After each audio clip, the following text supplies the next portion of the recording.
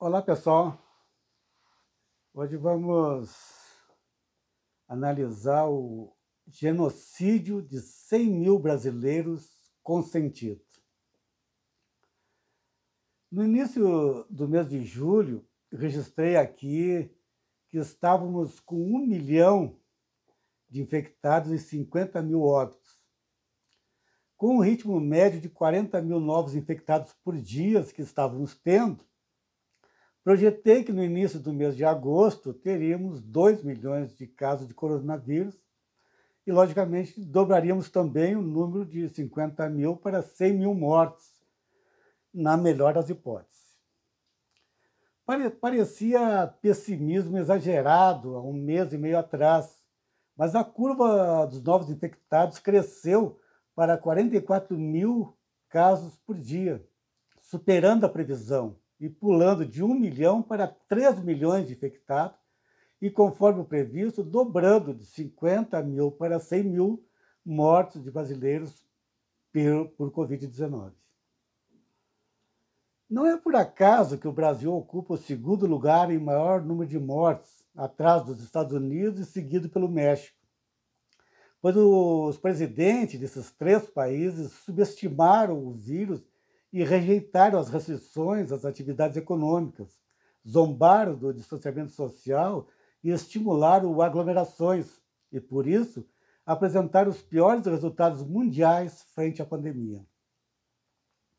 Enquanto a FIA, Federação Internacional do Automobilismo, cancelou o Grande Prêmio de Fórmula 1 do Brasil e cancelou também todos os GPs previstos para o Canadá, Estados Unidos e México, devido ao descontrole da pandemia na América, enquanto a Liga de Basquete Americana, a NBA, realiza isolamento em uma bolha com todas as equipes hospedadas nos hotéis dentro do complexo esportivo da Disney, onde todos os jogos serão realizados.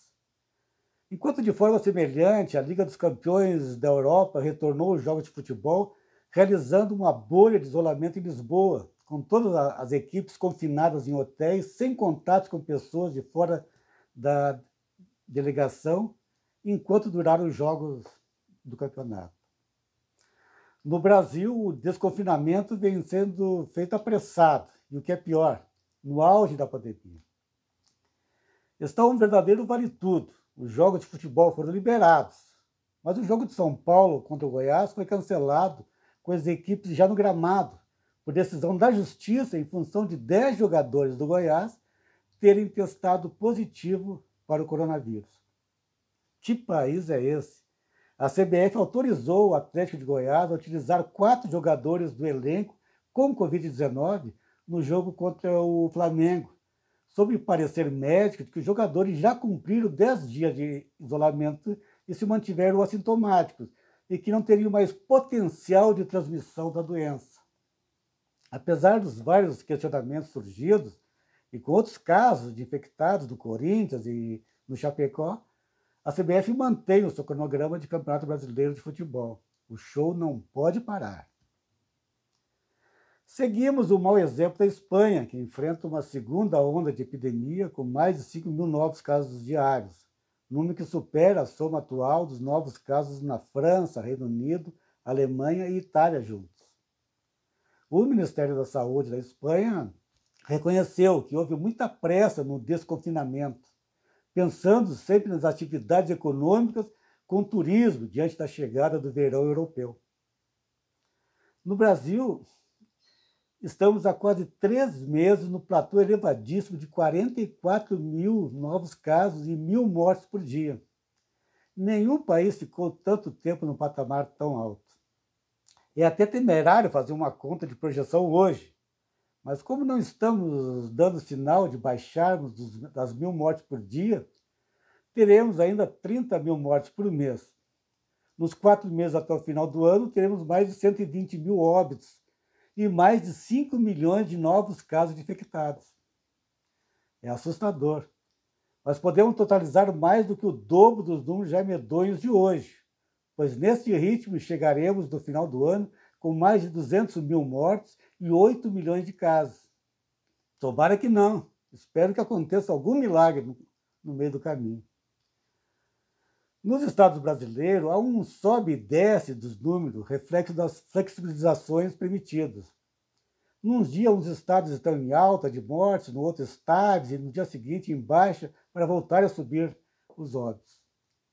Apesar dessa dança, uma pesquisa indica que já há luz no fundo do túnel da pandemia em Porto Alegre. Aponta que o mês de agosto seria o pico de internações em UTI, com 400 leitos ocupados. Depois a curva deverá cair para 300 leitos de UTI ocupados em setembro, 200 leitos em outubro, 100 leitos em novembro e 50 leitos ocupados em dezembro. Tomara! Mesmo assim, o longo túnel da pandemia vai continuar até a vacinação em massa, que imagino só vai ocorrer depois de março de 2021, depois do aniversário de um ano da Covid-19 entre nós. Dizer que todos devemos nos infectar mais cedo ou mais tarde é coisa de mentecapto.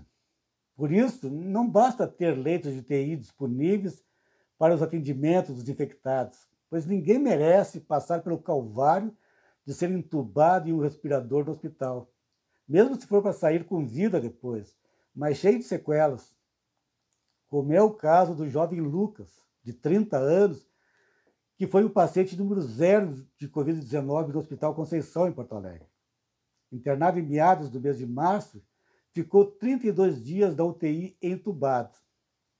Lucas contou numa entrevista que depois que completou 45 dias no hospital, teve alta como curado.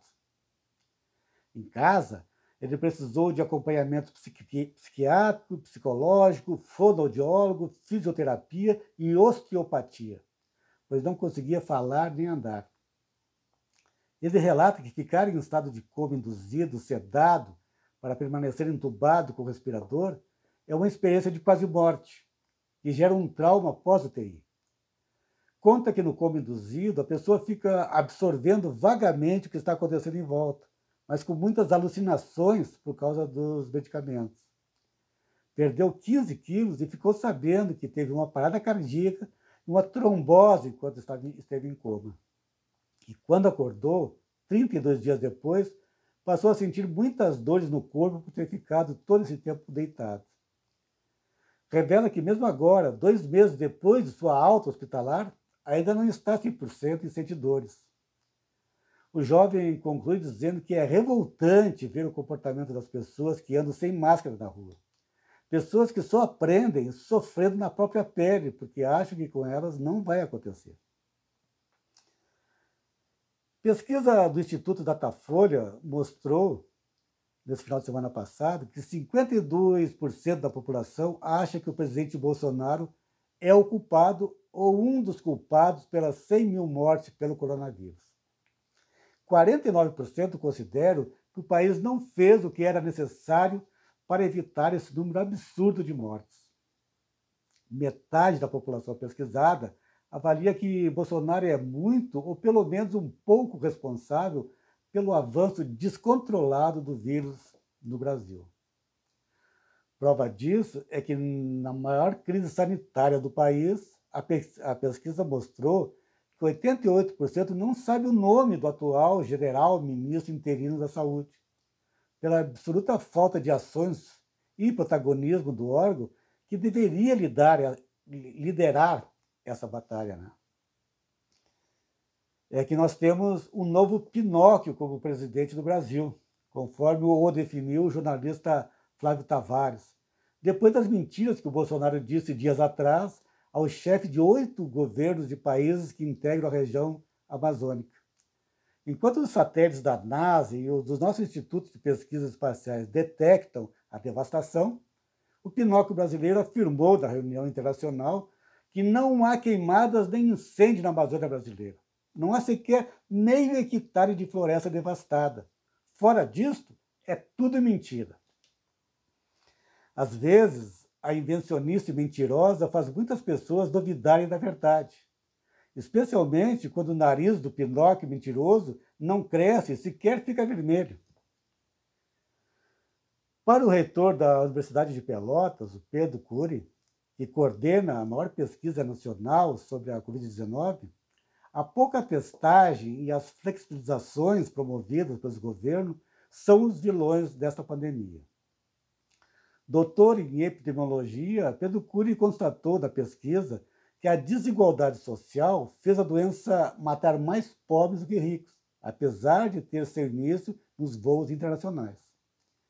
Ele destacou como um fator de agravamento da tragédia nacional a negação do governo federal da pandemia, transformando o distanciamento social em disputa ideológica, com falsas questões sobre cloroquina e lockdown. Conclui o pesquisador científico dizendo que essa atitude condenou ao fracasso absoluto o nosso combate à pandemia. Se tivéssemos respeitado as recomendações da ciência, não teríamos chegado a essas 100 mil mortes de brasileiros.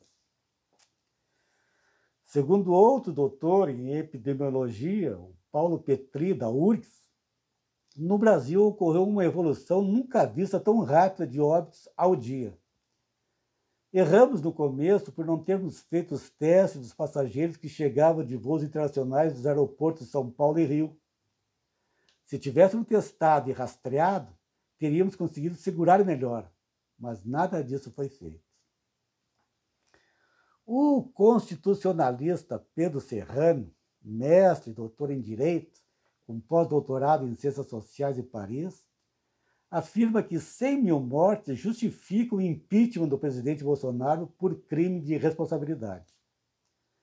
Pedro Serrano se diz contrário à banalização do impeachment no Brasil sem um motivo justificável, como foram os casos do Collor e da Dilma para ele, mas que é a favor do impeachment pelo crime do Bolsonaro de não ter cumprido a sua obrigação constitucional de seguir o que recomenda a ciência. E ao não fazer isso, ele atentou contra o direito à vida e à saúde das pessoas. Ele levou parte da população à morte. Por isso chegamos aos 100 mil brasileiros mortos até agora. Foram omissões por vontade. Ele se declarou contra a ciência. E aí cometeu o crime de responsabilidade, assumiu o risco de matar e matou.